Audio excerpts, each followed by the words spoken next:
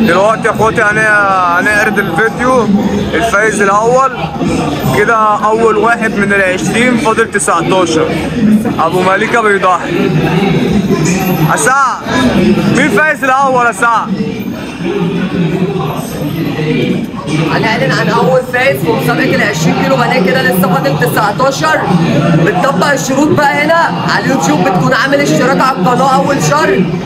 تاني شرط بتعمل لايك على الفيديو دوت مثلا. بتعمل 3 كومنتات ورا بعض، شرط محدش يقطعك فيهم. بتكتب فيهم ايه بقى؟ تعالى احمد. بتكتب في ال3 كومنتات دول ابو مليكه بتاع الفراخ المعسله.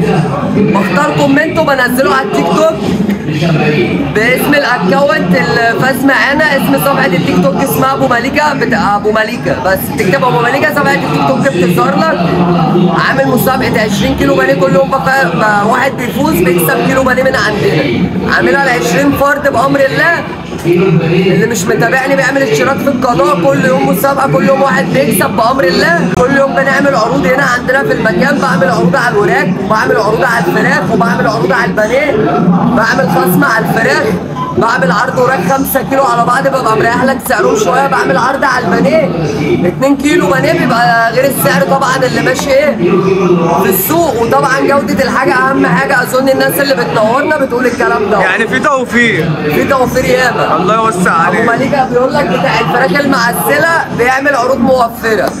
ودي تعمل اشتراك في القناه. ما تنساش تشغل الجرس، تفعل الجرس. في جرس كده في الصفحه تدوس عليه، تعمل عشان اي اشعار اي فيديو انزله يوصل لك، تقدر تشوفه بسرعه.